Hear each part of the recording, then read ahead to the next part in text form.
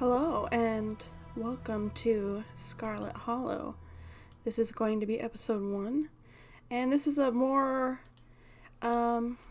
mature series, I guess you could say. It's spooky and it's a lot more intense than some of the other games we played, but it is very exciting. So let's start right away and see what's left for us at home. Okay, your name is Lev. You live in the city of, you already know, Levanteros Town, USA. You are, oh god, oh no. Okay, so there's some pretty fun mechanics here. Different routes and options pop up with these different traits that you can choose. Let me see, 1 second. Okay, so we gotta pick the two that are the most like me. Or at the very least, the most like how I want to be in this game. So let's see. Powerful build, tough as nails, the pinnacle of fitness, an imposing presence that commands the room, a mean right hook. Mystical, strange and unusual, you see the threads of realities in ways that others cannot. Talk to animals. You can talk to animals. Animals can talk to you. A gift and a curse. Street smart, good at lying and hard to lie to. Fast talker. You can read people and read the room. No door can hold you. That's nice. I like this one. Observant with a knack for picking up small details. Empathetic. Well-read and rational. Possess a wealth of esoteric knowledge and know when to use it. A talented researcher. And hot. Okay, this is in the running for sure. Extremely good-looking. A natural flirt. People just like you, probably because you're a good person. Probably. Let's see. None of them are the wrong option. They just unlock different things in ways. I like street smart. Yay! Welcome to the stream. Oh boy. Nope. Let me see. Okay. This is a little bit spooky. Okay. So I can be street smart. No door can hold you is very useful.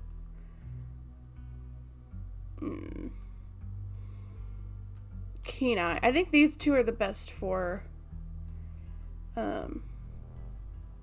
plot reasons.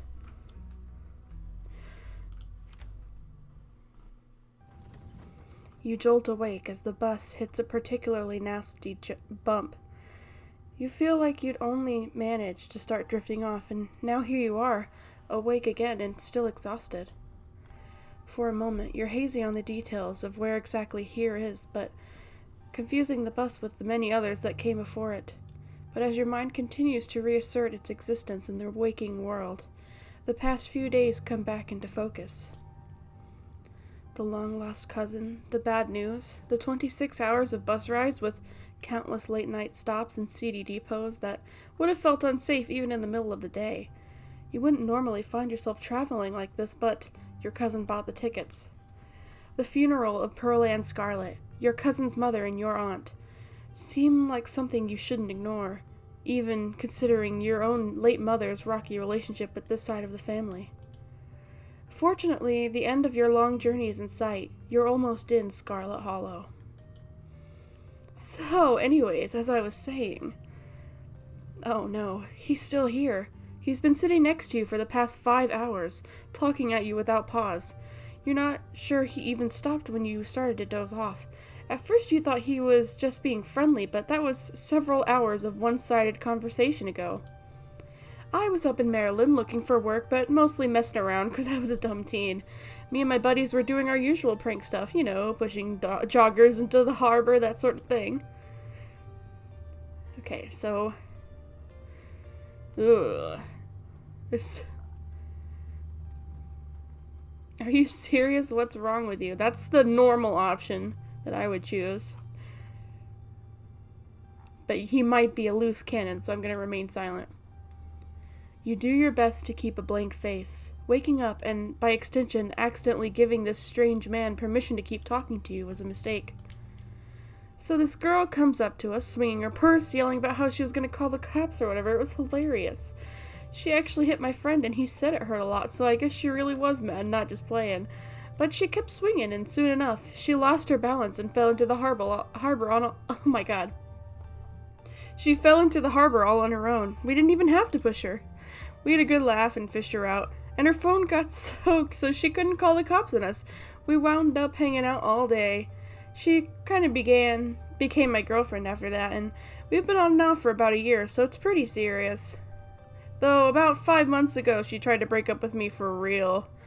And jeez, you ever get so mad you just want to, like, kill somebody? I feel like killing somebody right now.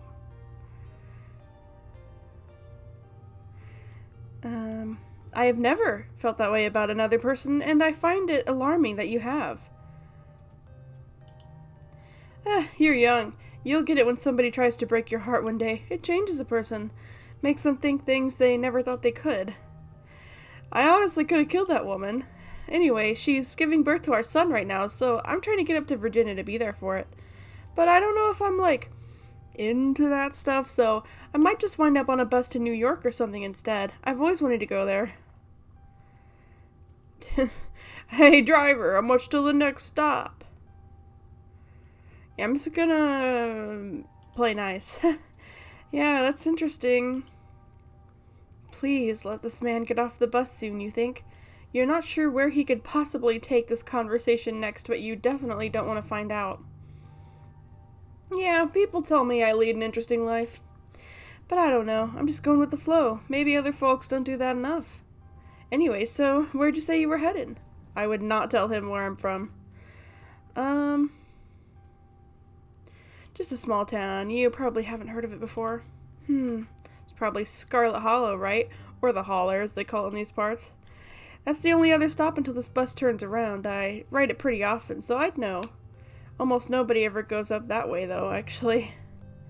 I had a couple of buddies who went up there to work in the mine. There's a coal mine up in the Holler, you see, and there's always a job listing or two around the boards out there. I've never wanted to do that kind of thing myself. I feel like I like my lungs the way they are, but my buddies got desperate enough to try it.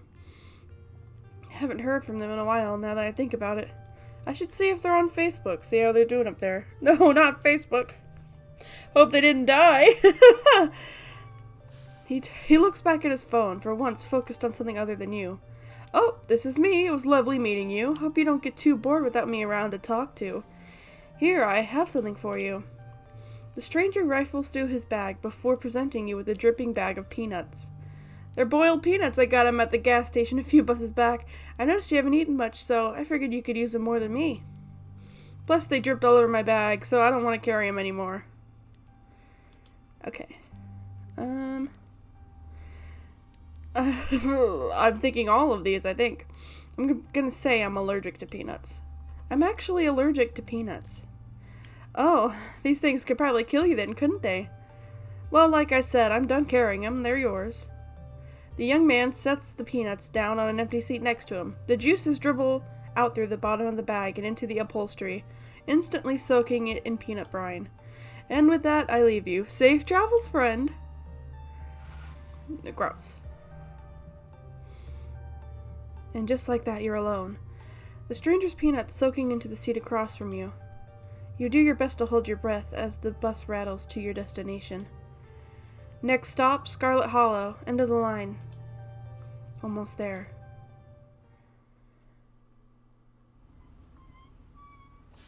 The bus finally comes to a stop, its brakes squealing as it deposits you in front of the Scarlet Hollow bus station.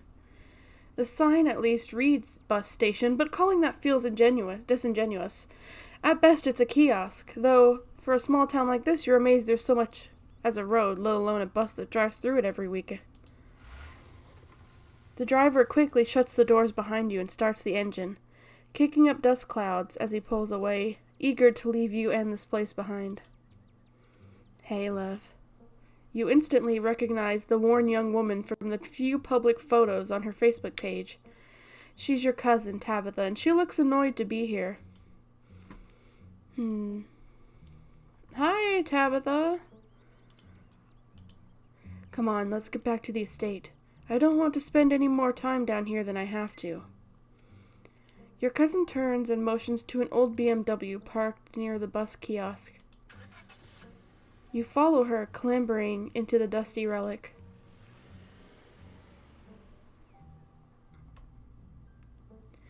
It doesn't take much driving before the only signs of civilization are the car you're in and the road you're on. Tabitha maintains an icy silence as she focuses on the road. Dialogue options labeled Explorer can usually be taken without advancing the story, but they can, in fact, impact relationships. Okay. So we're about to find out more about ours and Tabitha's relationship. How are you holding up? Fine.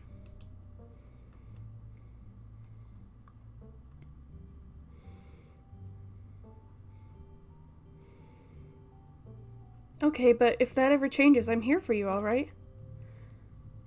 Even after I go home. Sure.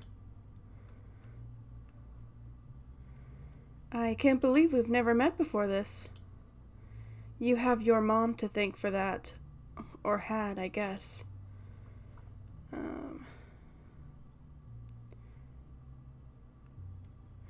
I don't know why my mom left, or what kind of grudge she had against this side of the family, but I'm sorry. I wish I'd known about you. Whatever. What's done is done. So, the funeral. It's on Sunday, right?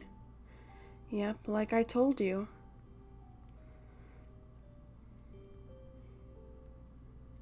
Since I'm here, do you need any help planning? I know this stuff isn't easy. It's actually been fine. Just need the coffin and somebody to dig a hole. I'm not going to say the dead mom thing, as funny as that is. You decide to sit in silence with your cousin as the car eases up the steep mountain road. And here it is, the Scarlet estate. Though it's seen better days, its crumbling elegance is not lost on you. Someone used to cramp apartments in gray cities. Your mother told you about this place many times before she passed, always with an anger burning beneath her words. The faded majesty you once imagined doesn't quite compare with what's in front of you, a jarring blend of opulence and ruin. As you stare at it perched on the crumbling cliffside, you can't help but feel it's something that should have been left to rot a long, long time ago. Yeah, it's rough. Let's see. It's beautiful, but it's rough. You're hit with a blast of dusty air as you step across the threshold and into the foyer. Everything in this room has been here much longer than you've been alive, each object cemented in place with layers of dust and cobwebs. You can hear doors creak on their hinges and aches and moans of ancient floorboards as the house itself sways in the wind. Welcome to our family's humble estate. Unfortunately, due to the current state of the house, only a few rooms will be safely accessible during your stay. I wouldn't go wandering anywhere else if you value your limbs. The floors have been known to give out. If you know what's good for you, you'll stick to your room, the bathroom, and the kitchen. And the hallways, I guess. But only the hallways you need to use to get to those places. I'll show you around so you know where it's safe to walk. You can leave your bags here for the time being. Thought y'all were loaded. You can't afford to fix this dump? Isn't it? This is all hand-drawn. Not digital drawing. It's beautiful. This is the same studio that made, Slay the Princess, which is a game I haven't played yet, but it has a very similar, beautiful art style.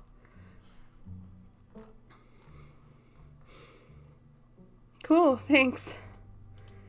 Let's just get the tour over with. Follow me. You put your bags down and follow Tabitha through the long, dusty hallway. She delicately steps over holes and tears in the floor, and you do your best to trace her steps. Kitchen. On Wednesdays, a woman from town comes in and does the cleaning. Her name is Janie. I wouldn't recommend socializing with her. She'll talk your ear off. If you need any food, there's fixings for peanut butter and jelly. Don't touch my mac and cheese or my ice cream. Those are off limits. And you can also access the garden through here, but it's pretty wild. I wouldn't if I were you. Okay, we gotta choose carefully. Aside from the oldness, it's a nice kitchen. They got old fridge, old stove, old sink. Like, that stuff was built to last. I'm actually allergic to peanuts.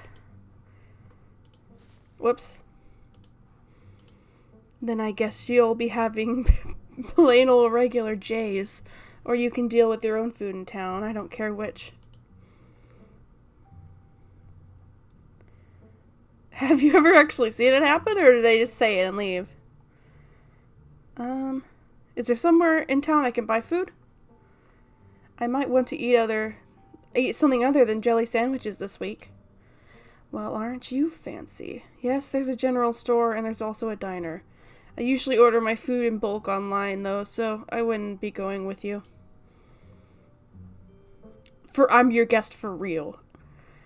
She's not the most hospitable person.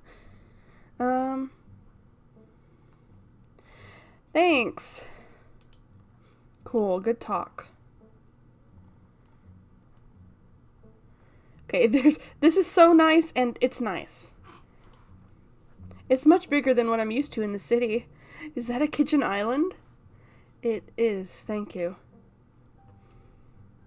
Okay, I'm not gonna touch her ice cream. She seems touchy about it.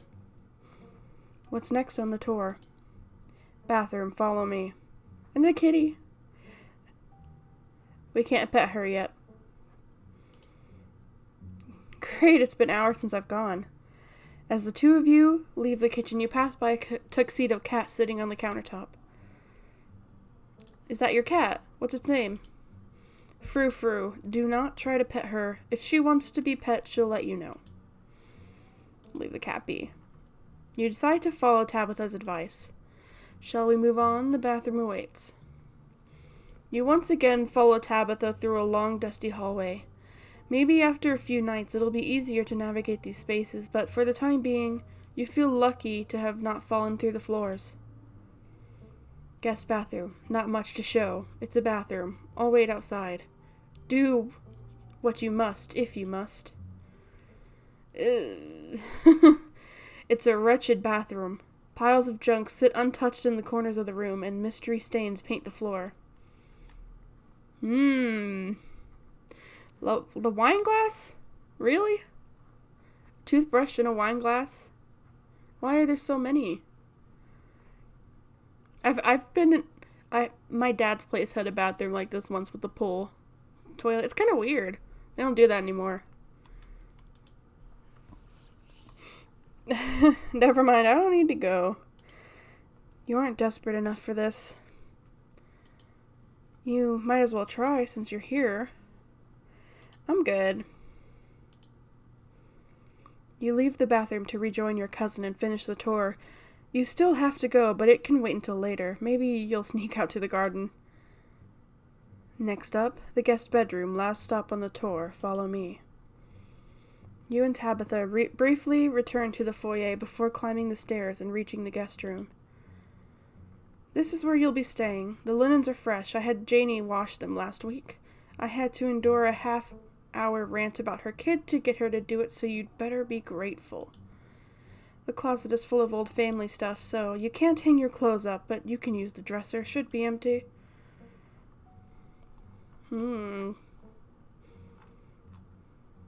What's with all the boxes? Old family stuff. Offer to help move them. You need help moving them? Tabitha eyes you up and down for a moment. No. Seems a little dusty. You spend a moment searching for the right word. Dusty. Wow, sorry I'm not giving you the 5-star hotel treatment you so desperately seem to need. You can dust it yourself if you care that much. Who used to sleep here? When? This house is almost 150 years old. Many people have slept here before. And now you'll sleep here, carrying on the fine tradition of bedrooms being slept in. I guess I'll get settled. Follow me. I'll take you back to the foyer so you can collect your belongings. This concludes our tour. I'm afraid I must return to my duties, so you'll have to entertain yourself for the rest of the day. Don't expect to see much of me.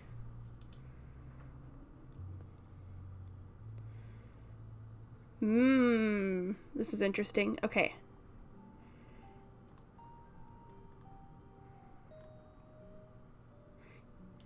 You know, we don't have to inherit our parents' bad blood. We can start fresh now if that is just us. Okay, sorry I've been testy since you got here. You haven't done anything wrong. I'm just under a lot of pressure right now. Please just stay out of my hair until later, okay? I have a lot of work to do.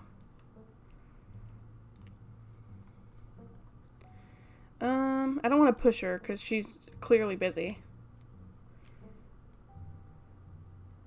I won't keep you, but we should hang out once you get back. We'll see. There's a lot that needs to be done this week. Your cousin leaves through the front door, and now it's just you. You and this sprawling, decrepit estate.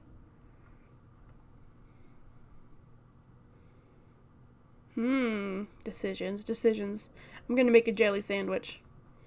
You haven't had anything to eat all day. The only thing louder than your stomach right now are the creaks and moans of this ancient place.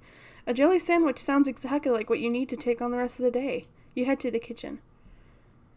You're back in the kitchen, ready to craft a beautiful jelly sandwich. It's a daunting task, given the state of the place, but the aggressive growls of your stomach outweigh the fear of food poisoning. To get you started, you'll need to find some jelly, a plate, a bread, and a knife. Let me see. This cabinet must be where Tabitha keeps the dishware and, oddly enough, the utensils. 50th birthday?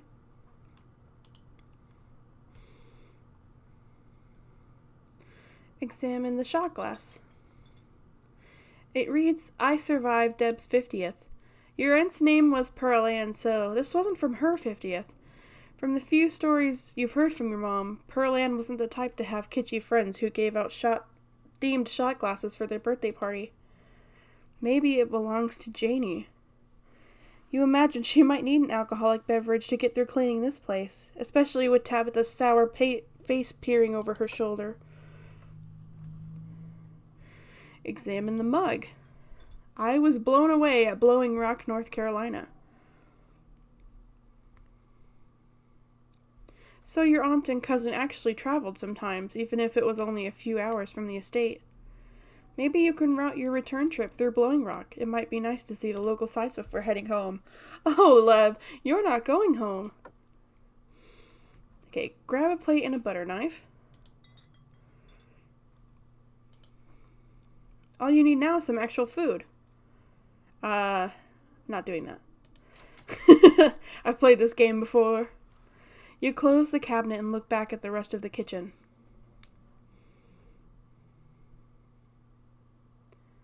Okay, let's get our bread. Let's get this bread. Damn, look at her. Tabitha would love Costco. Let's see. And all these mouse traps and a dead mouse. Lovely. Tabitha sure loves her mac and cheese. Okay, look closer. You squint into the darkness of the pantry. Behind the molded bread, a single book lies forgotten. A thin layer of dust collected on its cover. You pick it up. You flip to a bookmarked page. Calf's brain, aspic. Teddy's favorite, serve on toast or with plain crackers.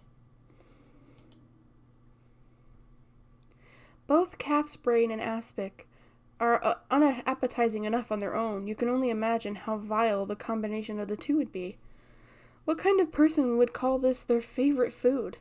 No wonder your mom ran far, far away from this place. You shut the book and put it back in its place. Take the bread. You pick up one of the non-moldy loaves of bread. One step closer to a satisfying snack. All you need now is some jelly.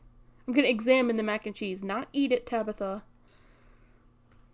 You pick up a box of Tabitha's mac and cheese. You can't say you've ever seen the brand before. Me, personally, I like Kraft. I like Annie's. Goodles are pretty okay. Pastaroni is good. Not a Velveeta fan. I'll say it. No, that's terrible. Put it back. Staying away from the mac and cheese was one of your cousin's hard rules, and she already seems to not like you. You put the box back where you found it, reluctant to make things worse than they already are. I can't take this. I'm allergic in this run. You close the pantry door as best as you can and turn around to the rest of the kitchen. Okay, let's see what's going on in the fridge. Gotta get the jelly. As you approach the fridge, your eyes catch a note taped to the door, reading "Janie, stay out," in all caps. Below it, in separate handwriting, are the words, "Okie dokie." You open the fridge. You already feel a deep urge to wash your hands, even though you've yet to touch anything other than the handle. Yeah. Yeah. It looks a little rough. Let's see. Milk, 2%. Carrots. Mayo, butter. Takeout. Grape jelly. I like strawberry and blackberry the most, personally. Is that chocolate chip cookie flavor? Or, like, is that a walnut? I don't want to grab the ice cream. Yeah, check the mayonnaise. You probably shouldn't, but part of you has to know how old that mayonnaise is.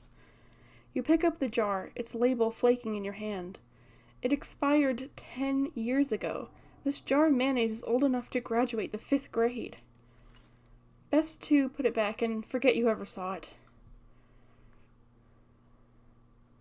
Take the jelly. Lucy's jelly. Look at that shape. It looks like a potion.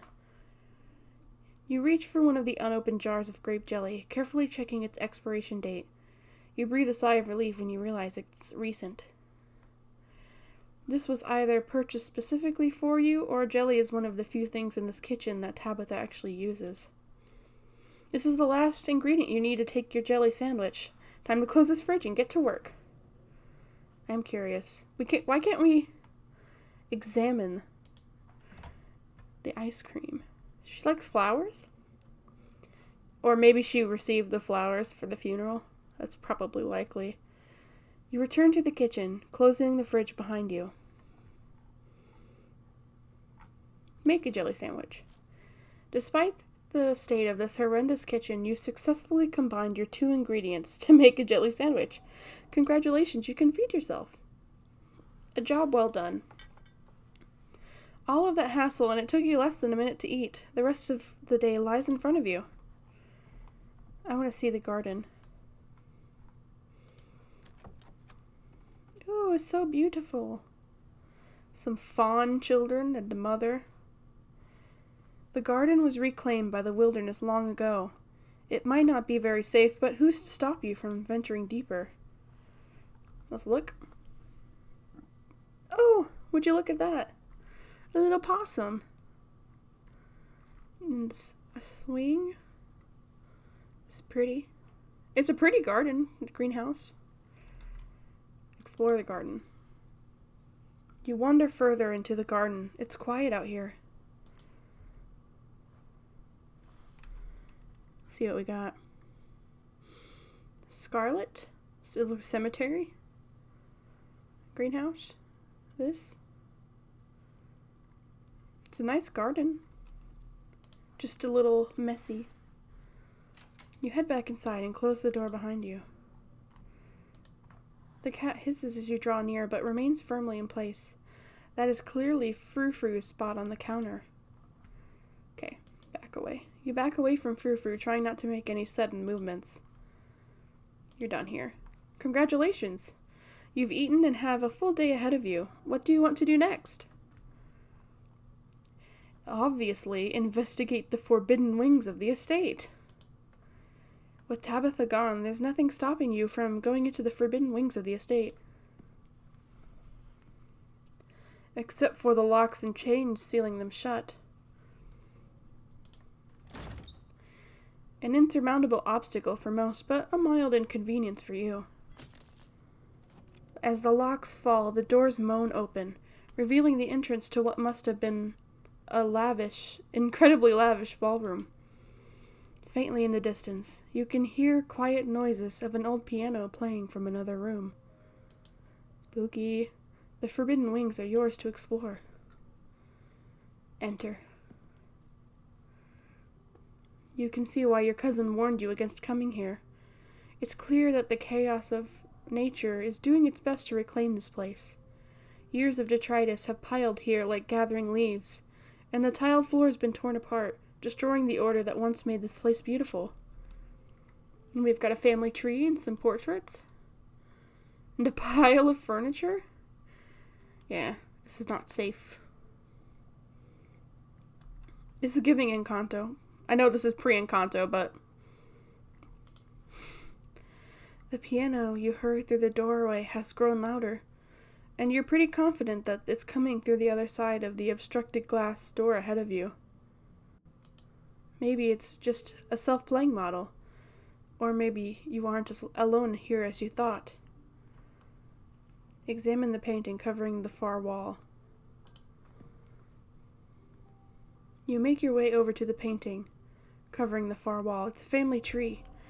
Angry scratches cover the space where your mother should be. Where is that? Silas Scarlet? Oh, this is her. This is my mom. So that's Pearl Ann, Tabitha, Mary Belle, Alexandra, Edwardina, Joseph, Theodore, Andrew. I can't read the smaller ones.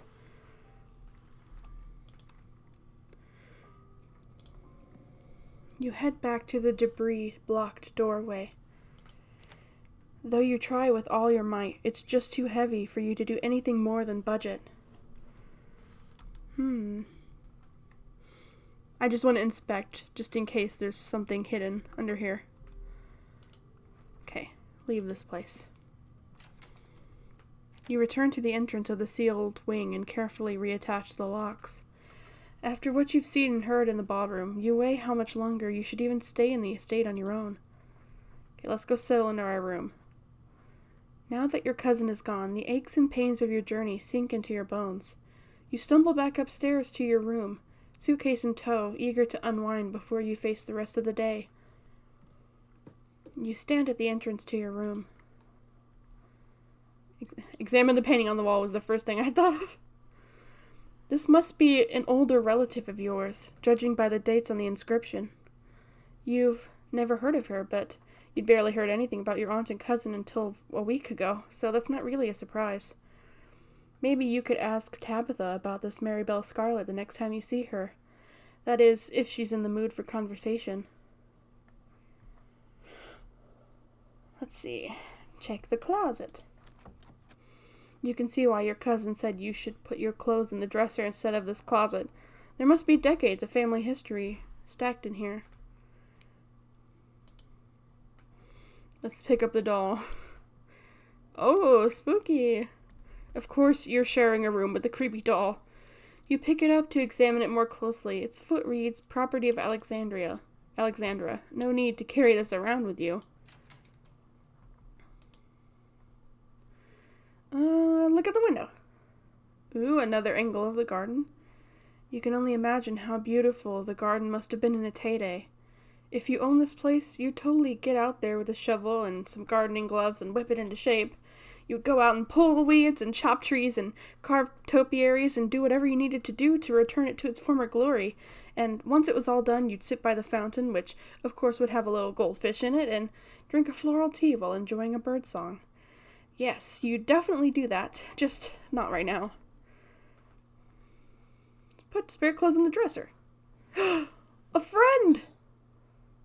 You drag your suitcase over to the dresser and open the bottom drawer. An opossum lurks within. It's quiet but angry. Okay, wait.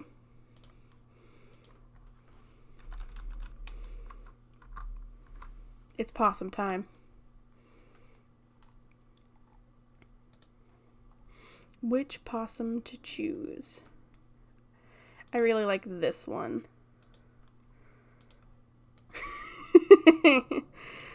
I'll make it small so it's not too distracting.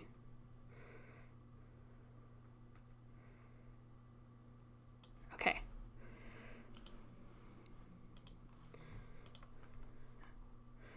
Don't smack the opossum! Or grab it. Its mouth is open. It's in defense mode. Pardon me. You gently close the drawer, leaving the marsupial in its place. This drawer belongs to the possum, and there's nothing you can do about that. You open the top drawer next. It's empty, as good as a place you'll find to put your clothes. Based on the statue of the house, you wonder if you'd better off keeping your clothes in your nice, clean bag, but there's no going back now. Okay, I don't need a nap. It doesn't seem like there's much else for you to do here right now. Might as well head to town. Now that you've settled in, there's not much left for you to do here other than to head out and explore the town. You do just that.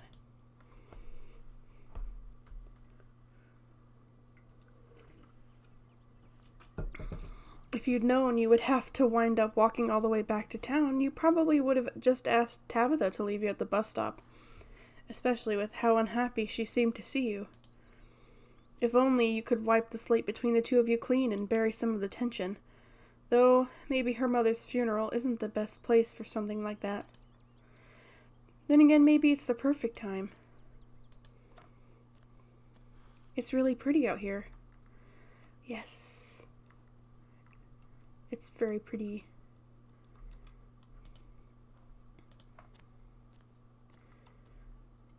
Nice town. Scarlet Hollow Town Hall. Home sweet home. It's so beautiful. The holler, as that guy on the bus called it, has probably seen better days. It still has the feeling of an idyllic country town, but its sidewalks are cracked and many of the storefronts are boarded up, their windows dusty with age. A chill breeze sweeps down the lane and you shudder, suddenly feeling as if you're peering into a grave. Oh, a dog! Gretchen, come back! Stop bothering strangers! Sorry about that. Gretchen can be very slippery when she wants to be. She loves to get loose and cause havoc. You shouldn't pet someone's dog unless they want you to. Is that supposed to be a dog? Oh, look at her Mothman shirt. Mothman. And the little heart-shaped thing. Okay. I don't do too well with dogs, but let's see. Oh, Pug, she's so cute. Thanks, she is cute. Sure, most of her teeth have fallen out and she's got a couple of weird growths, but for a 17-year-old pug, that's pretty good. She's 17? That's gotta be really old for a dog, right? Sure is. She's about 84 in dog years. I'm hoping she beats out the current record holder and makes it to 19. Or better yet, 20. The more time we spend together, the better. Isn't that right, Gretch? Yes, old, ancient dog. But where are my manners talking to you this long without introducing myself? I'm Stella. Not often I see a strange face pulling up in the holler. Every now and again there's a new crop of coal folks, but you don't look dusty enough for that. You aren't in town for the funeral, are you? The Scarlet funeral? I wouldn't be caught dead at a funeral. Oh, she's petting her. I'm gonna introduce myself. I'm Lev. You must be Tabby's cousin, right? That's the only person I can think of who'd come to the town for the funeral. How's she holding up? To be honest, I've been a little worried about her all alone up in that big house. Tabby? She's putting up a front. I mean, a lot of people are. I don't think she's doing too well. She's been icy, sure, but it feels like she's putting it on as a front. Oh, she looks like she has cataracts. The old thing. She's always been a little rough around the edges, to be honest. It's always been hard to tell if she's just that way, or if she's been putting on an act her whole life. To think she's up in that old mansion all by herself. It'll probably be good for her now that you're staying there, even if she doesn't think so herself. How long have you known her? Oh, quite a long time. The town's really small, so everybody's known everybody else as far back as they can remember. Tabby and I got a little close. Tabby and I got a little close when we were both in the school's production of A Midsummer Night Dream. I was Puck and she was Mustard Seed. As you might have expected, she was more than a little prickly, but I managed to soften her up a little in the end. But then she graduated and that was that. Oh, if you just got to town, you must be starving. I was just on my way to the diner for a coffee, and they've got amazing biscuits. My treat. Damn. I do love biscuits.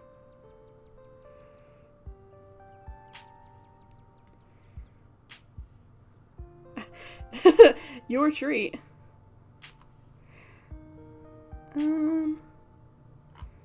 Sure, why not? Awesome, let's go. The pleasant aroma of greasy breakfast food hangs heavy in the air.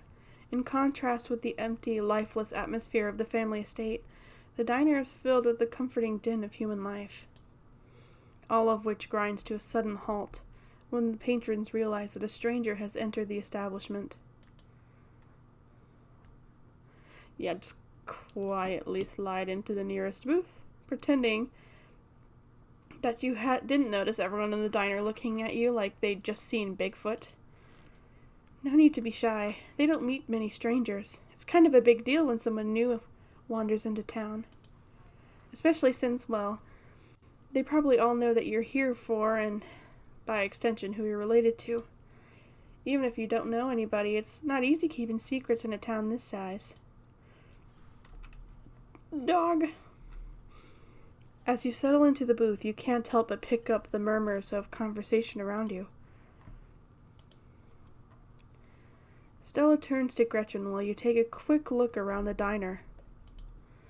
At the counter, two policemen and a woman you assume to be the owner shoot sidelong glances in your direction while whispering to each other.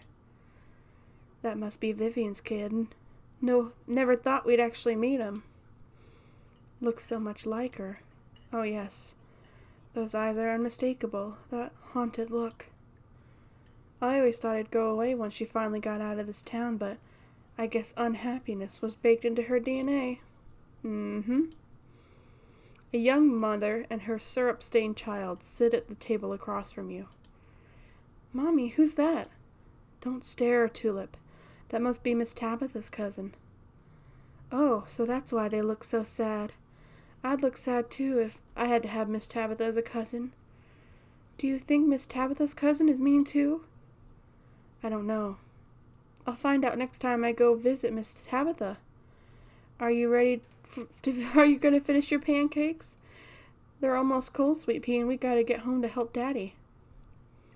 In the far back corner, a man sits alone at a small table, sipping coffee and reading a paper.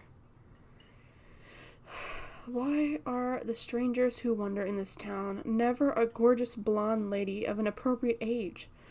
Why is it always coal boys, punks, and whippersnappers?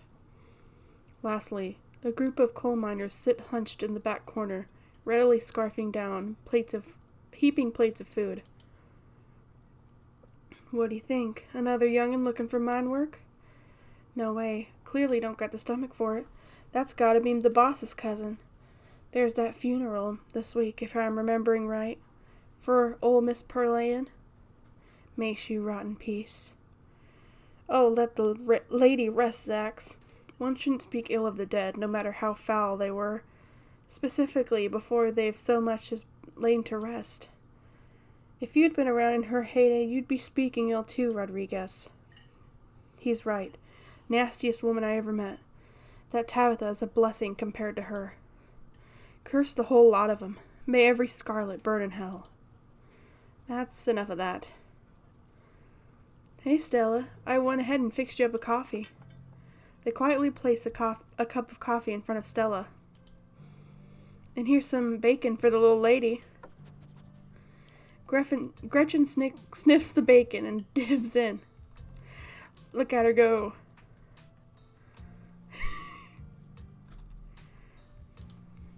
Anything for you? The name's Avery. I'll be taking care of you today. Isn't bacon bad for dogs? But she's 17. Let her live a little. I'm gonna order a biscuit. I'll have a biscuit, please. I heard they were really good. Best in the county. Oh, and, sorry for your loss. Before you have the chance to respond, they're gone. Glad you took my advice with the biscuit. You won't regret it. Anyways, funeral's not till Sunday, right? That gives you quite a bit of time to slum around town. I'm thinking if there are any cool events going on this week.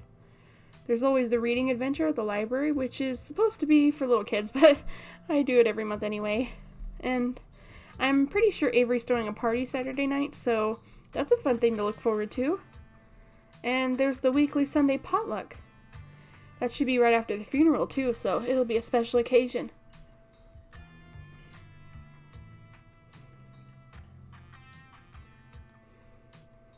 Is the potluck like a church thing? Would it be weird for me to come if I'm not a member? No. The Sunday thing is coincidental. It's actually hosted by the library.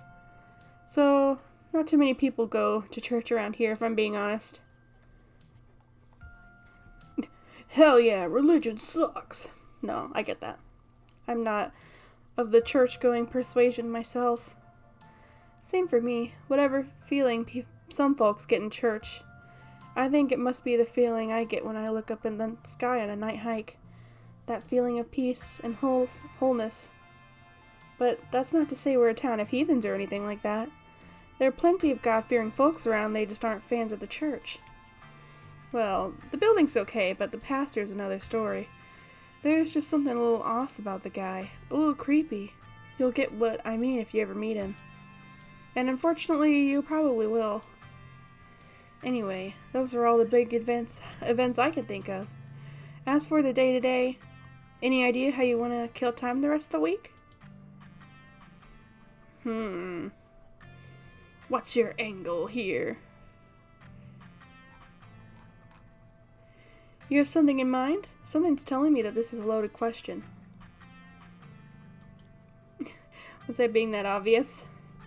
My job means I spend a lot of time in the woods with a camera, and it's always better when someone else is there. Before Stella can finish, Avery returns, a biscuit in tow. Here's your biscuit. Winnie says it's on the house. She sends her condolences. You haven't introduced yourself. Yeah, but they know. They know. Thanks, it looks great. You pick up the biscuit. It's delicate and fluffy. It nearly crumbles at your touch. Buttery warmth emanates from its surface. You take a bite. It melts in your mouth, as if it were nothing but butter suspended in a thin matrix of dough. Truly, this is a perfect biscuit. Whoa. This is a really good biscuit. Wow. I'm so glad you like it. Avery lingers at the table for a moment. So, has Stella mentioned she's famous? Avery, I'm not famous. You're the only person I know who's been on the news. If that's not famous, then I don't know what is. I'm a YouTuber. Wait, what? What kind of videos do you do? She hunts cryptids. You should really check out her channel, Lev. It's amazing. They called you by your name, didn't they? They shouldn't know your name. I'm gonna let it go. You chose to ignore Avery mentioning your name before you'd been introduced. It is a small town. Word probably gets around. I think the best video to start with would be that river one. You know, the controversial one. Oh yeah, the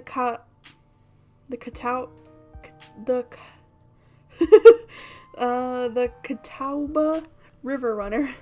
I didn't expect much of the footage at the time, but it wound up doing numbers. So the River Runner is a cryptid that's only known from a single sighting. 2 Boy Scouts thought they saw something big and weird at the Catawba River, and that's all I had to go on. But then I wound up catching this thing on camera. Stella pulls out her phone and shows you a clip of something in the river. Despite the shaky camera footage, you can clearly make out the shape of the creature's head and its relative body proportions. You're pretty sure it's a cat, and a big one at that. Some folks said it was a beaver, but if that was the case, it'd be twice the size of any beaver I've seen. I also had people saying it was a dog, or even a capybara that might have escaped from a local wildlife sanctuary. I'm still not sure what it was, and I'm the one who saw the thing with my own 2 eyes. It looks like a big cat. See, it's got those little kitty cat ears right here. Maybe it's a mountain lion. No way. It's absolutely not a mountain lion. There are no mountain lions this far east. I did a whole video on the Appalachian mountain lion myth and found jack squat. And there's no reason one would be swimming in a river like this. They're not fans of water. And the body is too long. No way. Personally, I'm a fan of the capybara theory. There's always people keeping those things as exotic pets. Kind of a sewer gator type situation. Exactly. Some exotic pet owner set it free, and now it will forever roam the Catawba, confusing Boy Scouts and YouTube commentators for years to come. So, speaking of things to do around town, I was actually planning on filming this week's video tonight. I was wondering if you might want to come along. It's a pretty easy one this week. We wouldn't even have to camp anywhere. I'm gonna go after the... Wait, no spoilers. I should probably get back to it instead of standing around chatting with friends anyway. See you around. Now that the coast is clear, I'm going after Skunk Ape. Isn't that just worse Bigfoot? It's definitely one of the lesser ape-type cryptids. And one of the smellier, according to some sources. They say you should be able to smell it before you see it. I don't know about you, but I find the idea of discovering something previously unknown to be excitement enough, even if it is just worse Bigfoot. Most skunk ape sightings are from Florida, but while I was doing research for last week's video, I came across a report where a lady from a town over claimed to have seen one on her deck playing tug-of-war with her dog. And as I leave no stone unturned, I decided it was worth investigating. So what do you say? Want to tag along? Hold the camera for me while I narrate against the darkening sky, that sort of thing. Will Gretchen be there? Are you actually asking me, a stranger, to follow a girl I just met into the woods unknown at night to chase around after dangerous beasts? Absolutely. I'd love to come along. I have no survival at all. That's great. It's been a while since I've had anyone besides Gretchen out there with me. This is going to be a lot of fun. I actually started the channel with a couple of buddies of mine back in middle school, so it'll kind of be like a blast from the past. I miss those too. Our videos were terrible. You know, that gets me thinking. I wonder if they'd be down to come along with us. Get the old gang back together. Though I guess Kaneeka has to close out the general store tonight, so I'm pretty sure she's a no-go. But Reese... I think there's a decent chance we could get him to come out of his cave if he's up for it. You mind if I make a quick call? Stella pulls out her phone and dials it, waiting while it rings. Reese, dude, what's up? It's been like forever.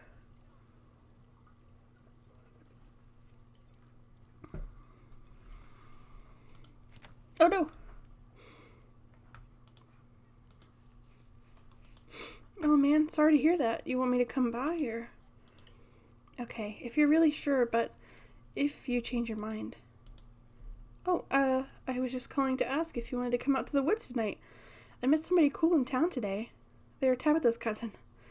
I know, yeah, just here for the week. Anyway, we're going out to look for skunk ape. We could take the easier trails if that would help. Dang, man, that sounds awful. I hope you take it easy tonight. I'll swing by sometime this week and we can have a more low-key hang. How's that? Yeah, I'll bring him. Talk to you soon. Bye. Looks like it's just you and me, pal.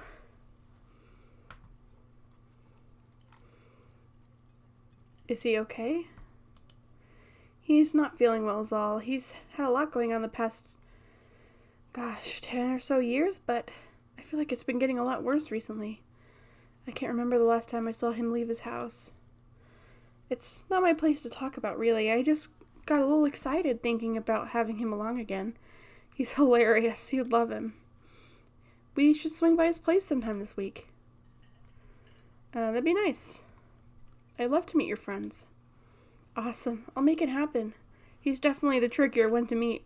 Kaneeka is much easier to track down since she's at the general store basically every day. But friendship can wait. We've got a skunk ape to hunt.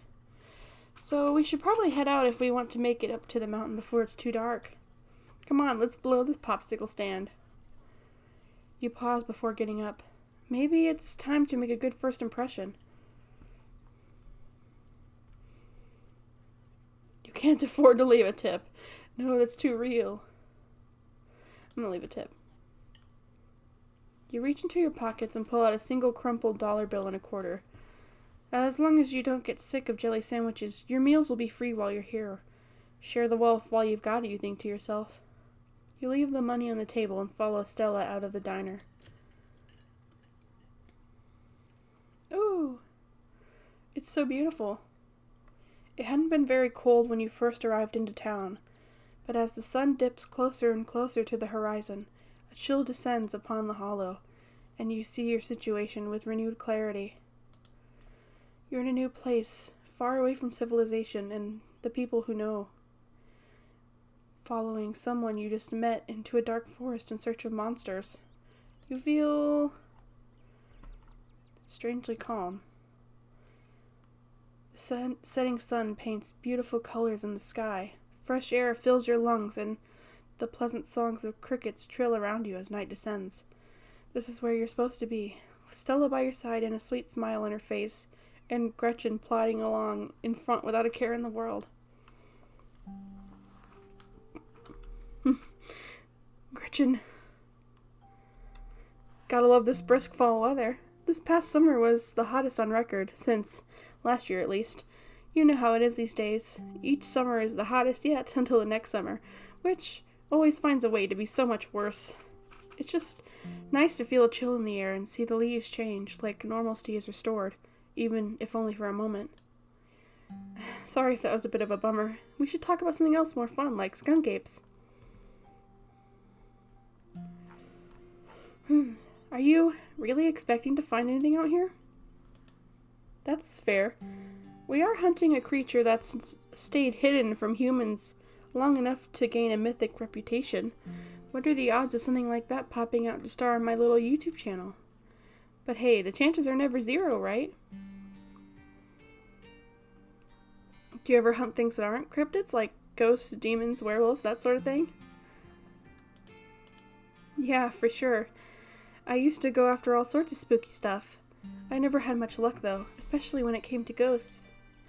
Back when I first started doing solo videos, I'd go into all sorts of old abandoned buildings hoping I'd stumble across some sort of activity. But nothing ever happened. It was just me and my camera in an old house, getting worked up over a gust of wind or a creaky floorboard. When all's said and done, I've just been a lot happier with cryptids.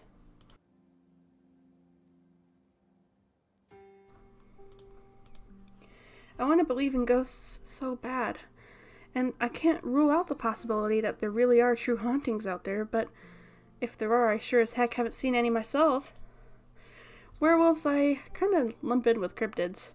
I'd be shocked if there actually were people out there who turned into animals, but werewolf lore lines up pretty well with the great beast genre of cryptid. As for demons, I don't know. I honestly didn't even want to consider the possibility that they exist, because if they really are out there, a lot of folks are doomed to an eternity of flames. So, let's hope all that's just bunk, am I right? What about aliens? Don't even get me started. Did you see that UFO videos the government declassified? Aliens are definitely real and they have absolutely visited Earth. Like, I believe in aliens way more than I believe in cryptids. You don't see me hunting out aliens out there because we know they're real. I'm skeptical. Don't get me wrong, I have fun with these stories, but I feel like there are always far more plausible explanations.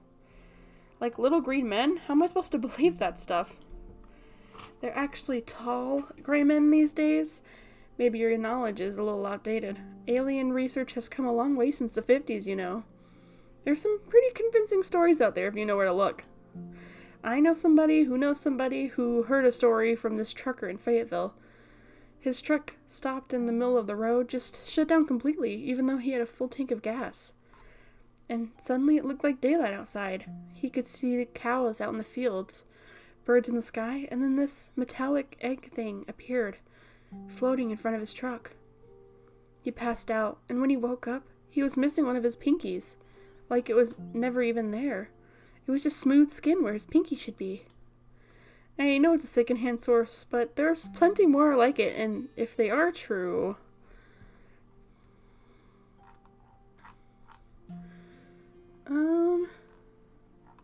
I'm still skeptical. Could have been the government. It's not like they don't have a history of conducting weird experiments on people. Sure, the government does weird, messed up things on the daily, but the way I see it, I have about as much control over what they do as I would extraterrestrial beings. So, if I have no control over these things, I might as well choose to think it's been aliens all along and let a little joy in my heart, you know? Besides, it's not like it matters which of us is right, or if either of us is right at all. I'll die one day, and so will you, and eventually there'll be no one left who remembers us, or what we did in our lifetimes. Damn. Don't try to disarm me with your nihilism. Damn, you disarm me with your nihilism. I now feel an empty pit in my stomach at the thought of the vastness of time. Oh, don't worry, isn't there some comfort in the inherent meaninglessness of our actions? What's the weirdest thing you've seen out here, other than cryptids? Oh gosh, that's a good one. Let me think. Well, there's always the deer I saw stealing baby birds out of a nest and eating them. That was pretty messed up. But I think most people know about that these days. I've seen tons of videos of other deer doing it, so I'm not sure if it counts as weird anymore. Oh, Tetanus Lake. That's definitely the weirdest. It's a 5-foot deep, 30-foot wide pile of old cans and bottles and assorted garbage with grass and trees growing on it, so you could barely tell what it was till you stepped on it. It was practically solid ground with how much had been compressed, but you could still fall through if you weren't careful, hence the name. Better be up on your shots if you want to mess around there. It's all stuff from the 50s too, which is super neat. I salvaged a few bottles that I keep on my dresser as a souvenir. Has anything bad ever happened on these hikes? You know, just curious. Let me think. There was that time back in early high school when Reese fell down a cliff. But he was fine. We had some folks from town rig a pulley to get him up out of the ravine, and his leg only took a week or two to heal. All in all, not too bad. Though I guess there was that time I was out here alone and kinda got stuck in a cave. I was getting great footage of what I thought was a family of wampus cats, but I wasn't about to wiggle my way out. Turns out the wampus cats were actually skunks, who very much did not appreciate me blocking the entrance to their hidey hole. And instead of running for help, Gretchen just sat outside, bored to tears. Lassie, she is not. It took about an hour to get loose, which was pretty intense, but a few tomato baths later, I was dry as rain. So, it could have been a lot worse. Oh, and there's that time I accidentally stumbled on old Duke's property and nearly got my head shut off. But that happens to everybody sooner or later. I'd barely count it. So yeah, these hikes aren't as dangerous, all things considered. Did you hear that? Calm down, Gretchen, you old mutt. Sorry for getting spooked, Duke. I thought you were some creature of the darkness. Nah, girlie. Just old Duke. Now what the hell are you looking for out here? Skunk ape? Sorry I asked. And who's this you've suckered into coming with you? Wait a tick. Aren't you? Is that? Yep. I see. Welcome to the holler. My condolences. I'll keep you in my prayers. Now both of y'all head on back to town, you hear? It's best you steer clear of this area tonight. I'm out dealing with my own critter and won't be too appreciative if a couple of folks with a camera scare away the more sensitive wildlife. What are you hunting tonight? Something tall and hairy? Something musky? You see anything like that recently? Wouldn't you like to know? You never could stay in your business, Stella Richmond. Put that damn camera down. Come on, Duke. Maybe I could help out. I'm pretty good at tracking. You know I learned from the best. That you did, but I've yet to see a shred of proof that you listen to any of it, the way you tromp around the woods at night, yelling about chuckabungas or what have you. Something's been getting at my chickens. I've lost 3 this week, and I can't afford to lose many more than that. I wonder if Skunk Ape has a taste for chicken. Now see, this is why I don't come to you about these things. It ain't no Skunk Ape, whatever the hell it is. I know exactly what this is, but I know you won't believe me if I tell you. Oh, Duke, you don't think it's... I do. Actually, it's those damn mountain lions. They're out there, Stella. I don't care what your little investigation turned up. You haven't been out there in the woods as long as I have. Those sons of bitches are sneaky. Of course you wouldn't find any in one night of tracking. I know for a fact that's what's been getting at my chickens. Couldn't be anything else. I'm telling you, man, mountain lions are extinct in these parts. There hasn't been an actual sighting since the 1990s, and even those were iffy. I can't believe you go out there on your YouTube saying some river monster spotted by a couple school-age Boy Scouts has been 100% confirmed, yet Appalachian cougars are some far-fetched fantasy made up by geezers like me. You made me look like a fool. I've read those comments people were posting on your video. I'm sorry, Duke. I didn't mean to sick anybody on you. I just don't think it's plausible. You'll eat those words when I come carrying a mountain lion corpse out of those woods at dawn. And if you two don't want a face full of buckshot, I recommend you run home and stay out of these woods tonight.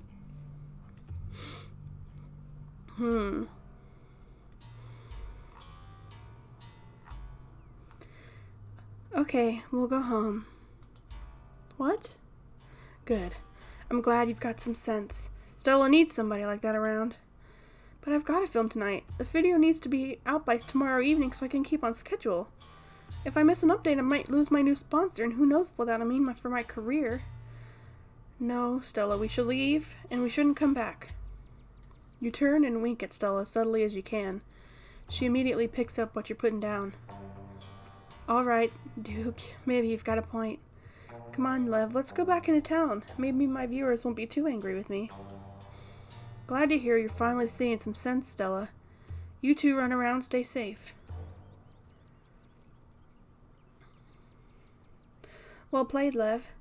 Really threw him off the trail by pretending we're going back into town. Now come on. I know how we can loop around him without him noticing. We sure fooled him. Sorry if I was a bit much. I just wanted to seem convincing. You did great. He'll never suspect a thing. And you don't have to worry about him finding us out there. I've gone out trekking with Duke before. That man sounds like a truck crashing through the trees when he walks.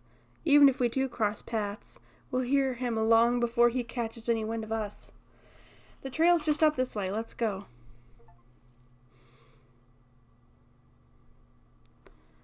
Yay! Alright, this looks like a good shot. Mind holding the camera? She hands you the camera and takes position. She has a super YouTuber voice. She's like, "What is up, everybody? Today we're finding this skunk ape." Yeah, I take some water real quick.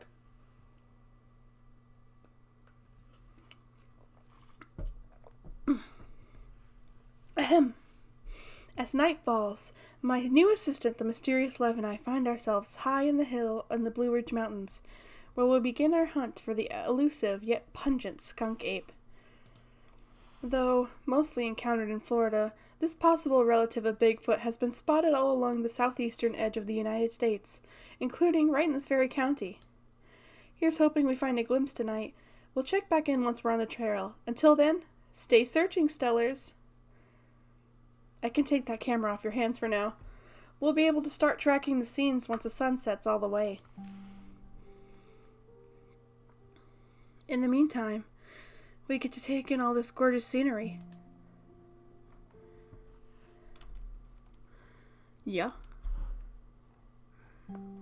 Not a fan of the bugs. Very true. It is breathtaking. And the air is so clean and fresh. I feel like I'm breathing for the first time. It is. I'm glad you came out here, Lev. Gretchen has no appreciation for the beautiful mountain vistas, and it gets old saying wow into the empty expanse every time I come out here. Nice to have someone to say wow with. Your quiet moment with Stella is broken by a loud percussive snort. What was that? No need to panic. That's a sound that deer make when they want to warn the rest of their herd about scary predators like us. Let's check it out. As you and Stella hear the footfalls of animals retreating into the woods, she reaches for her flashlight. A single deer remains behind, staring down the beam of light while Gretchen whines and pulls at her harness. And then it's gone. Jeez, Gretchen, calm down. You're going to hurt yourself. She cannot handle deer. When she gets like this, I usually have to pick her up and hold her. She has a bad habit of slipping her harness when she wants to go after something. You're too much of a potato, and they don't make harnesses to fit potatoes, do they? There was something wrong with that deer. Did you see its face? Now that you mention it, there was something a little off. I'll bet it was an abscess, maybe a tumor. It's not like wild animals can get those taken care of, so they just get bigger and bigger. Poor thing, but there's not much we can do about it. Why do you bring Gretchen with you? She doesn't seem like the safest choice for a hiking companion. I actually find her to be quite the opposite. Sure, she wants to chase stuff, but I usually let her when I'm not on one of my cryptid hunts. I can't hold that against her. I'm just happy she's so feisty at her age. Pugs aren't exactly known for their good health, but here she is, running around the woods at 17. And I feel like the fresh mountain air and exercise have helped a lot in that regard. You defy the laws of nature, don't you, Gretch? Well, that got my heart rate up. I'm so ready for the hunt. Same for me. How about a quick snack break to fuel up, and then we'll get right back into the night's activities.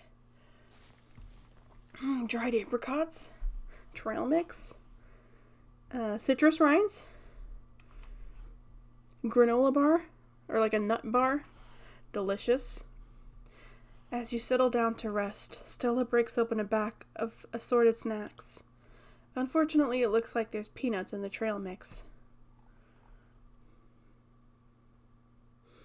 Sesame sticks. Oh, this is sesame sticks. I thought it was, candied orange peels. You grab a handful of sesame sticks. Oh, the one snack I didn't make myself. I was hoping to wow you with my cooking skills, but I guess I'll have to wait for another time. Still, a tasty choice. The chips of the hiking trail. Some would say chips are the chips of the hiking trail, but who would bring such a delicate, space-consuming snack in their pack when they could fit another water bottle or more snacks? Oh, look at her. Oh, look at that. You and Stella settle down on an overlook with snacks in hand, as the quiet sounds of the evening wildlife wash over you. Gretchen gnaws at a stick, distracted for the time being. So, tell me what it's like in Levanteros town. Do you have a house, an apartment? Do you live with family, roommates, pets? Tell me what it's like to be Lev.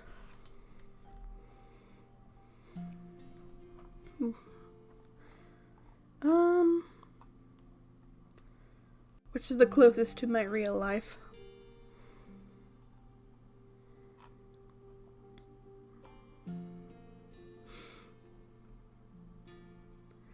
I live in an apartment with a difficult roommate.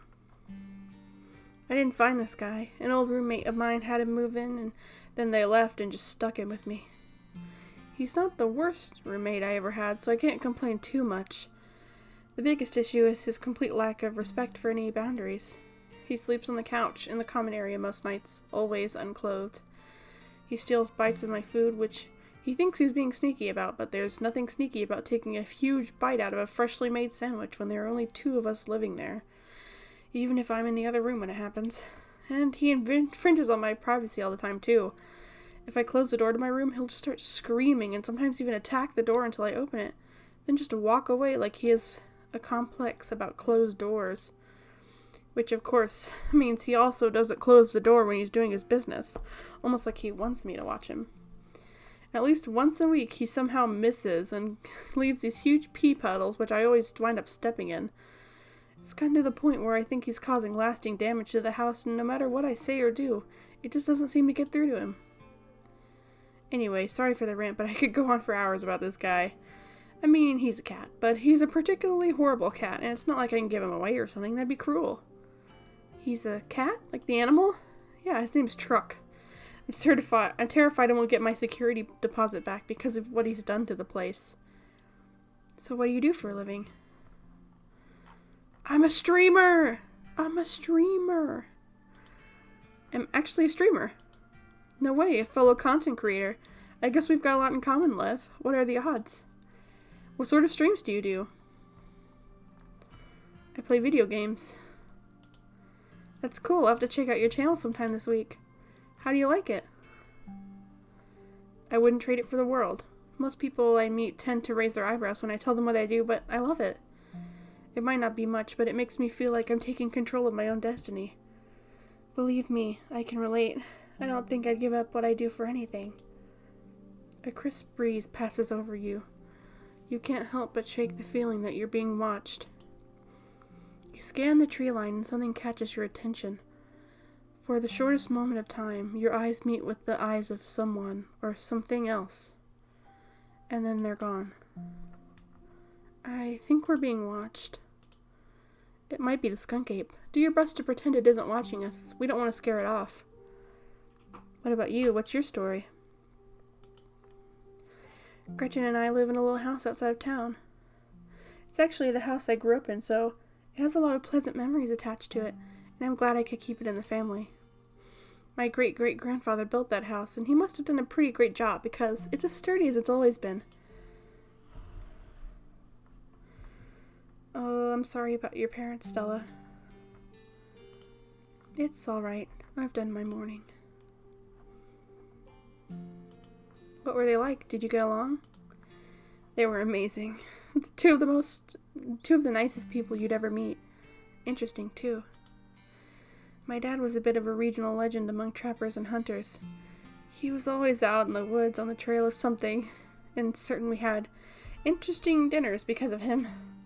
He liked to learn how to fend for himself since his family didn't have much growing up. He always made sure I had food and that I knew how to get it if I ever found myself too far from a grocery store. I could make a pretty good salad with what's in this clearing. If I had to. Though it wouldn't taste great. My mom was a local vet.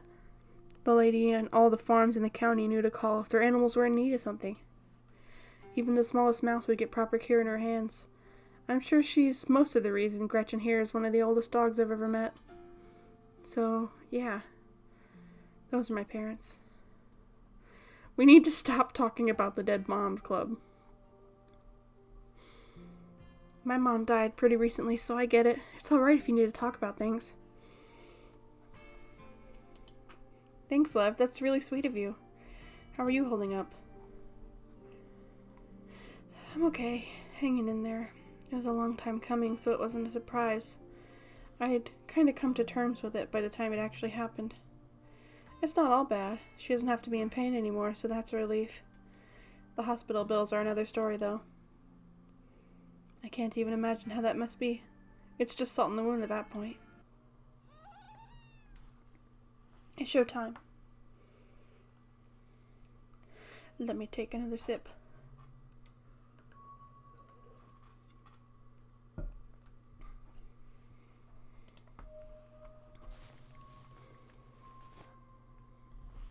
Jesus Christ. It was just a little noise.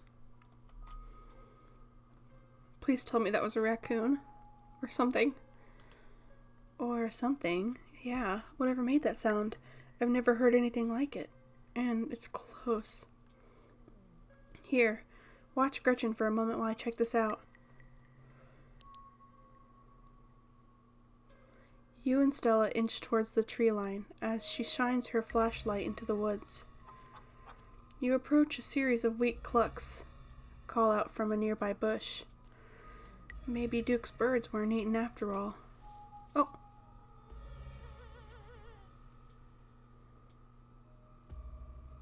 What the hell was that? Hold on, I gotta play that back. Holy shit. I'm guessing it might be 2-3 feet tall. It doesn't look hairy either, so I think we can rule out skunk ape. But whatever it is, it has one of Duke's chickens. Looks like it's headed north. Let's go after it. Okay, follow her. You follow Stella as she sprints into the unknown, Gretchen excitedly pulling you along by her leash.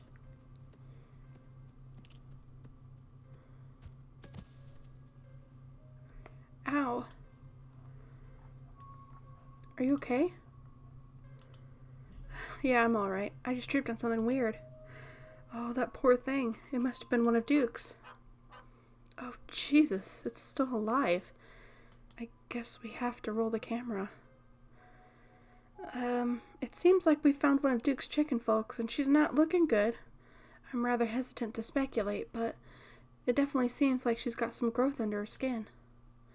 Could be a tumor, could be something else.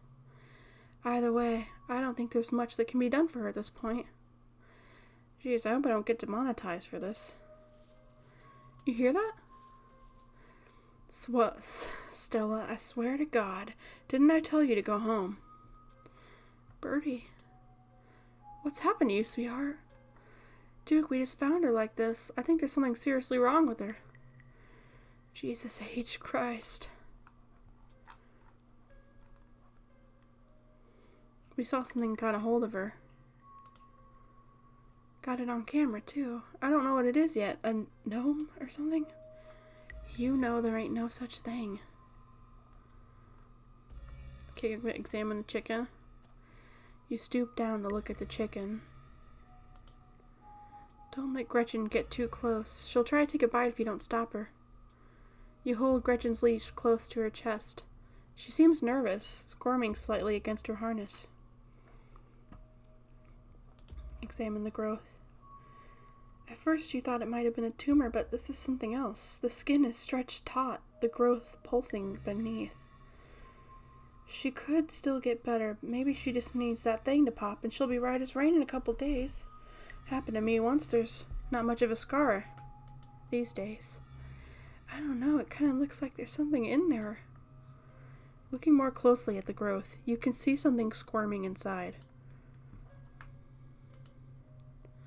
The poor little chicken eyes look up at you, glazed over, but still rolling around in their sockets with unfortunate life. The wing is barely still attached, but that seems to be the least of the chicken's concerns. Whatever's got a hold of her busted her wings up too, little bastard. Yeah, what a bastard. Having investigated to your heart's content, you step back and give the bird space.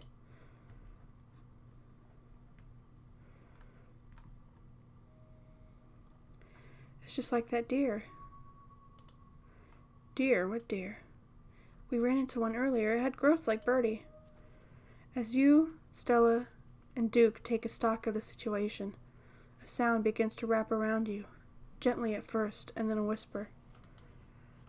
And then a guttural moan, and then another and another, until you find yourself surrounded by a chorus of groaning misery. I think we should get out of here. Agreed, we've all had enough excitement. Birdie, let's get you home. Are you guys hearing this? She starts filming again. As Duke scoops up the injured birdie, the voices in the trees intensify. It's like you're all suddenly surrounded. The strange sounds coming closer, growing bolder. What in the hell is that? You feel a tightening of the leash pulling at you from behind. Don't you step another foot closer or I'll shoot. Don't think I won't. The man hesitates, and the thing steps forward, fixing its eyes on what seems to be its eyes on Birdie, tucked under Duke's arm. The leash is drawn fully taut, and then there's a sudden looseness. Gretchen starts making ungodly noises, screaming and howling, with the din around you. You and Stella turn just in time to see one of the creatures slithering out from its bush. Gretchen whines and barks, reaching a fevered pitch as another creature's malformed hands grasp at her. Oh my God! What's going on over there? Duke glances back. Everything seems to happen at once. A patter of unnatural feet and then chaos. Duke grapples with the thing as it grabs his shotgun, pushing the barrel out of the way as it grasps for Birdie with oddly jointed limbs, while Stella stares in shocked silence, as if paused, watching as other creature attempts to wrestle Gretchen into the darkness, her desperate cries growing unheard. Shit, get your grubby little hands off my bird! This is the moment. This is a hard one, obviously. You don't want anything bad to happen to either of them, but Duke is a person, and he has a gun, and Gretchen is a dog. So I'm gonna help Gretchen. You dive for Gretchen, attempting to snatch her away from the thing's misshapen hands. You manage to grab her, but the creature isn't deterred. It rears up on its hind legs, its mouth opening, whispered tones sliding out alongside something sharp and unnatural. Then there's the deafening blast of Duke's shotgun, and suddenly it's gone. Duke?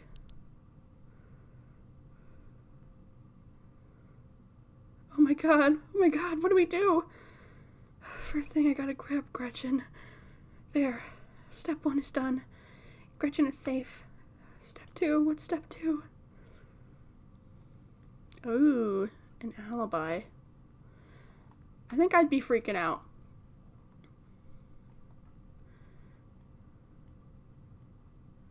I'm not gonna say that, that's rude. Okay.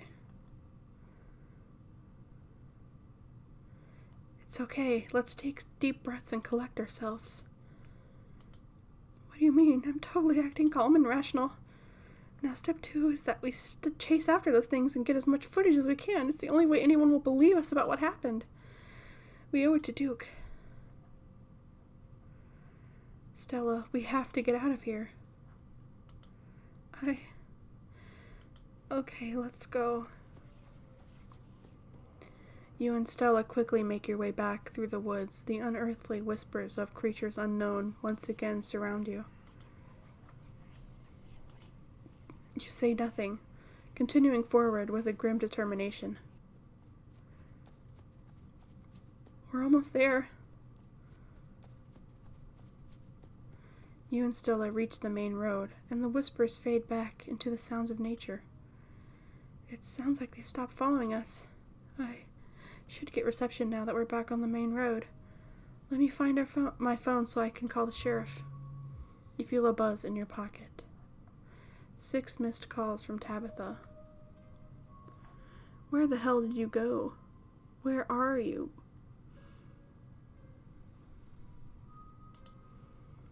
And 13 text messages.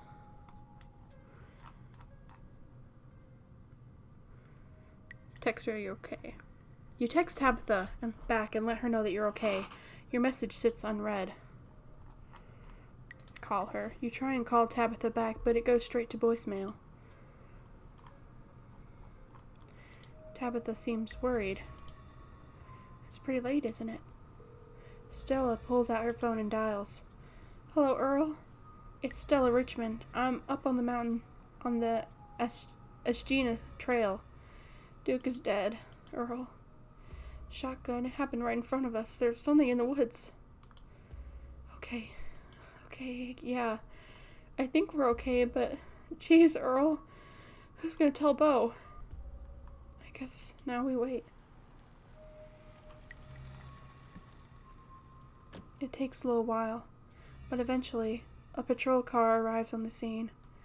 Out of it walk 2 officers, Sheriff Hugby, a friendly older man, and Deputy Franklin, a serious man wearing sunglasses despite it being the middle of the night. See? Right there. A thing jumps out of the woods and the shotgun goes off. What in Sam Hill? What is this, some kind of Pillsbury Doughboy? Could have been a naked maniac. No, there was more than one. They chased us through the woods. Whatever they aren't human, and they killed Duke. Nuh-uh. We're gonna have to confiscate this camera, Miss Richmond, if you don't mind. This is evidence. But, okay. Let me just turn it off to save battery. As Stella fiddles with the camera, you notice her pop out the memory card and slide it up her sleeve. Here you go, Deputy Franklin. We appreciate your compliance with the law. We'll get a team out here in the morning to retrieve the body, but for now, Sheriff Hugby and I, please call me Earl. Earl and I will escort you in. Who are you exactly?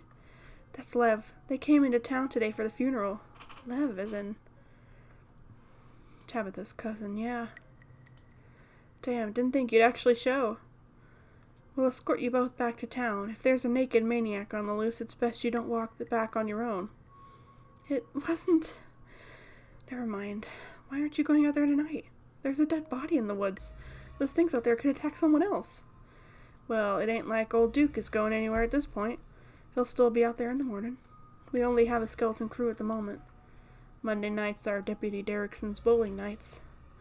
We'll be on alert for any more reports of naked maniacs, but retrieving Duke will just have to wait. Now, if you'll kindly step into the vehicle, we can return you safely to your home.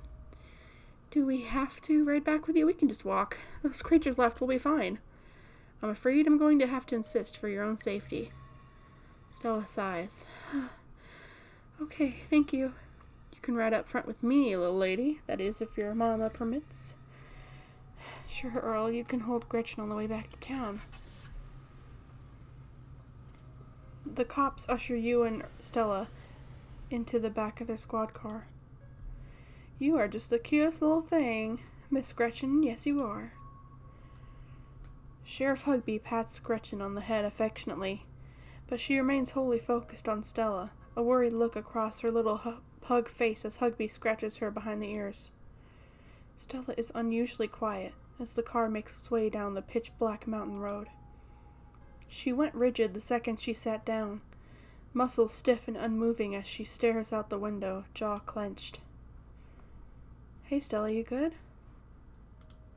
She doesn't respond. You sit quietly, watching the trees pass by in the light of the headlights. Every now and again, you think you see a pale, anguished face staring out at you before it slips back into the darkness. Soon, the rumble of gravel beneath the tires gives way to uneven pavement, and the car comes to a stop right in front of a small cottage. You two stay out of trouble. We'll have this thing sorted out by morning. Just get a good night's sleep. And you, whatever your name was. I pee freely. Oh my god. Lev. Sure. You're in town for the funeral? Good. Don't you go leaving before then. I imagine we'll need to ask you a few questions about everything you've seen tonight. Stella, keep an eye on them for us. Make sure they don't get into any more trouble. Y'all have a good night now. Bye, Gretchen. And y'all have a lovely evening. If any bugaboos give you trouble, you know how to get in touch. And here you are, back in town, away from the woods with no one but Stella in sight. Holy shit.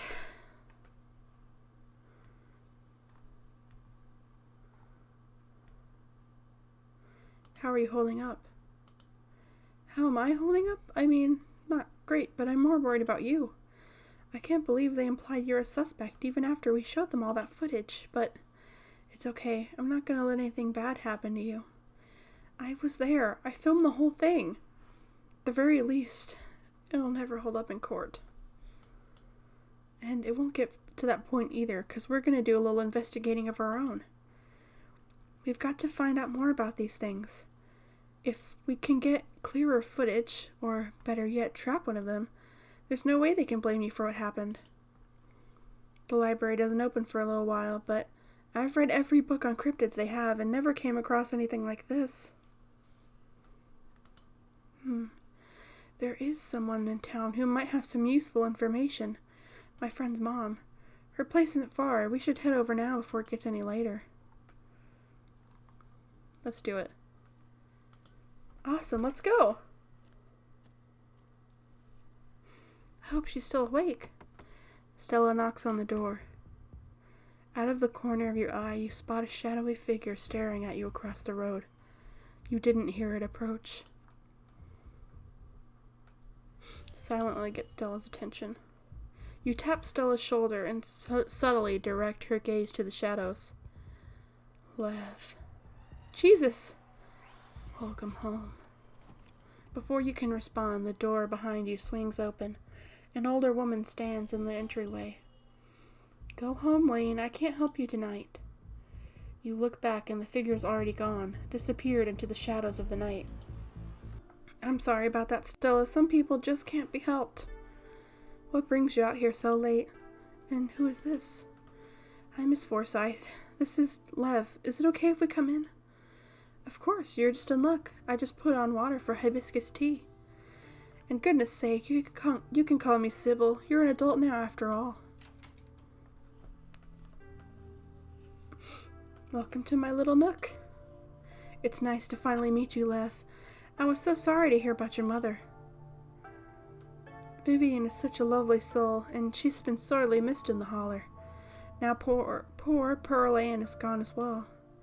Do let me know if there's anything you'll need while you're in town. That's true, but I'm not going to say it. You knew my mom? Of course, dear. She was a good friend of mine for many years. She was such a lovely woman.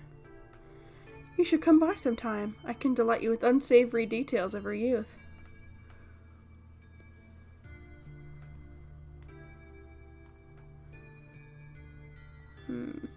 How'd you know she died? Oh, Pearl Ann was a chatty woman. Not much went on that I couldn't get an earful of. Bless her heart. We need your help. Yes, I suppose pleasantries can wait for another time. What's got you here so late? You seem troubled. You know about weird stuff, right? Unexplainable stuff? Go on. Duke was killed tonight by something in the woods. Oh my lord, have you contacted the police? Yes, and they didn't take it very seriously. They're not even looking for the body till tomorrow. Those things out there, I don't even know how to describe them. Here, I can show you. Stella pulls out the memory card she swiped from her camera and pops it into her phone. I wasn't just about to let the police hold on to this, at least not before we get a chance to make a copy. Smooth. The cops wouldn't know what to do with that footage anyway. Imagine if they accidentally erased it. Exactly. I'll give it to them if they ask again, but for now, we can examine the footage for ourselves.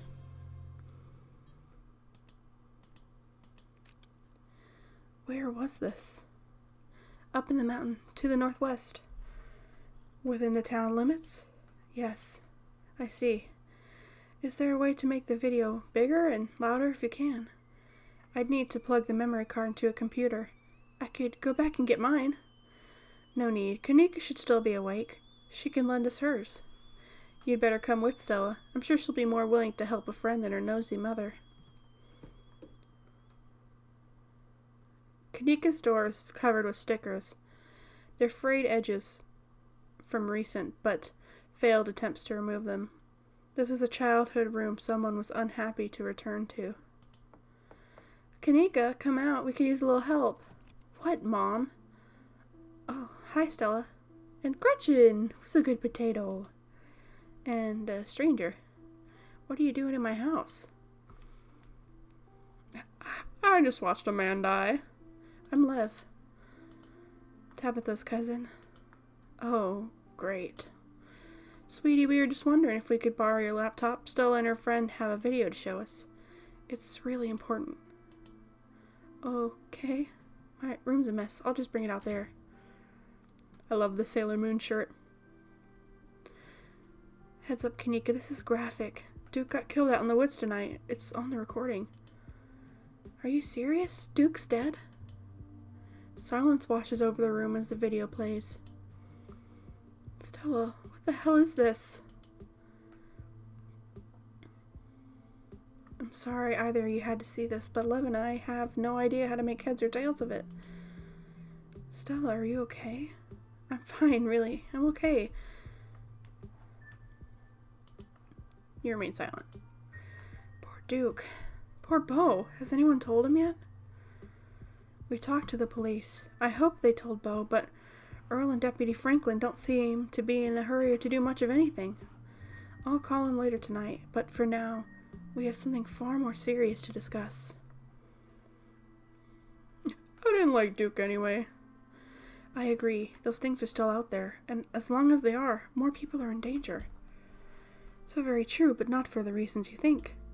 My grandmother used to talk about the pale creatures called ditchlings. She always said they were a terrible omen, a sign of suffering to come. Mom, come on. Whatever is doing this is serious. Stop scaring Stella and Lev with this tailypo crap. Kaneeka, sweetie, let your mother talk. She always said they never hurt people despite the grisly scene in the woods. But Duke is dead. And if those are ditchlings, his death was an accident.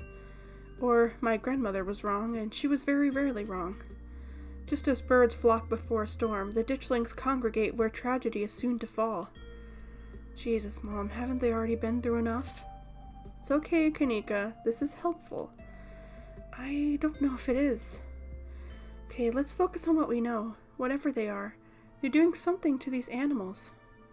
You saw the chicken in our video. What was that growth? I saw something living, squirming around in that chicken. I wonder if we're seeing some sort of parasitic larval stage. Like they're really big, doughy wasps or something. Honestly, that would be worse than them being supernatural. Oh dear, I'd forgotten about the tea I put on. Lev, let me fix you a couple of cups. It'll soothe your nerves. I don't know. It's getting late and I should get Lev some rest. I ran them out ragged with all the hiking and running through the woods in terror. I can stay up. This is important. Okay. Maybe it's that I'm eager to get home and start doing research. I'll ask around on my usual forums to see if anyone has any information on ditchlings? Is that what you called it? That's right.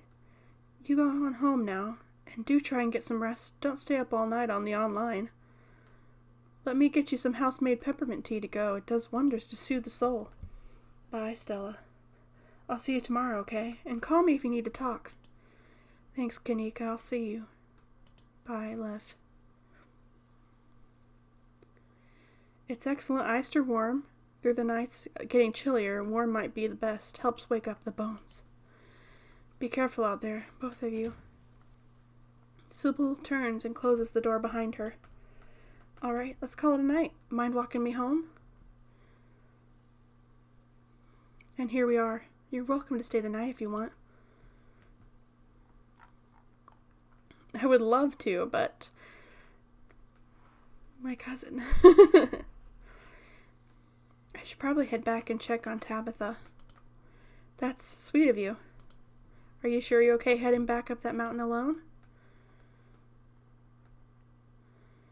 I'm sure. Well, I won't stop you if you really want to go back. Here's my number. Call me when you get there, okay? And good luck. She scribbles her number on a piece of paper before handing it to you. I'll see you tomorrow? Yeah, we're in this together. Yeah, we are. Stay safe, buddy. Oh, buddy's owned. You begin the long hike back to Scarlet State alone. Almost home. See if there's anything out there. I don't see any little faces peeking out. Your salvation is in sight. You make a mad dash towards the door. So precarious.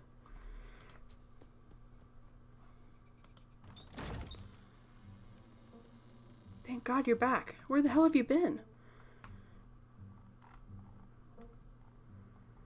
Oh my God, there's so many things. Okay.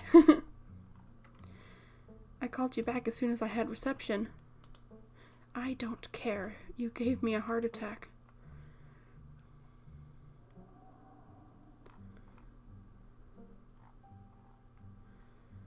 I saw horrible things tonight. I went in the woods with this girl I met to find some cryptids, and a lot of really terrible things happened. So you met Stella then. That explains everything. And she's gotten you all worked up. I'm going to bed. See you tomorrow. Okay, good night. You're alone in the estate. The sound of wind whistling through the house gives you an uneasy feeling in your gut. Probably best to turn in and try to leave the night behind you. As you collapse onto your mattress, you remember that Stella asked you to call her once you got back. You pull out your phone and call. Hey, how are you? She sounds a little different, a warble in her throat. You make it back all right? Yeah, how are you? Are you okay? Totally fine. I mean, as fine as I could be, I guess. You don't have to worry about me. Go get some Z's, okay? See you tomorrow. From the safety of this uncomfortable bed, the events of the past evening seem like something that happened to someone else. Though you can still clearly picture the terror that you felt in those moments. For now, you're safe and you're warm. Eventually, the sun will rise and chase away the monsters, and make them seem like nothing but bad dreams. Maybe tomorrow, if you're lucky, you'll wake up in the normal world and have a boring week in the mountains with your sour-faced cousin. It's a nice thought, but you can't help but worry that things will only get worse.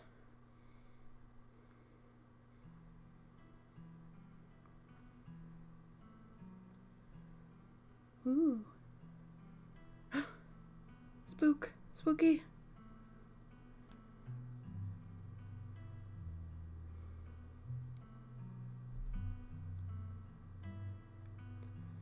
Ooh. It's 3D.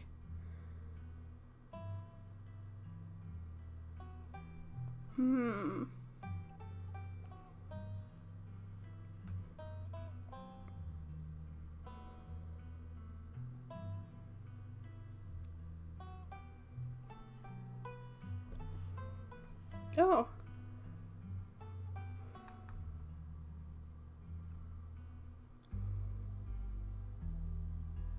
Blood?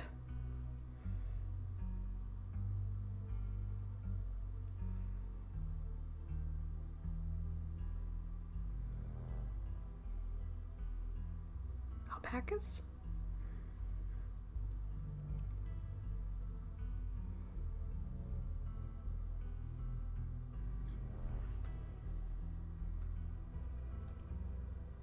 The mines.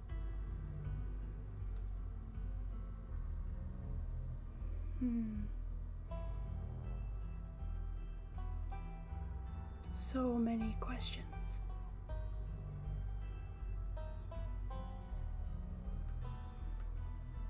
What? Oh, it's a bunch of locks.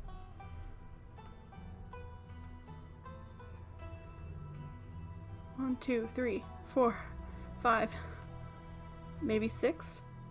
Oh. What are we keeping locked up in that Scarlet estate? Scarlet Hollow.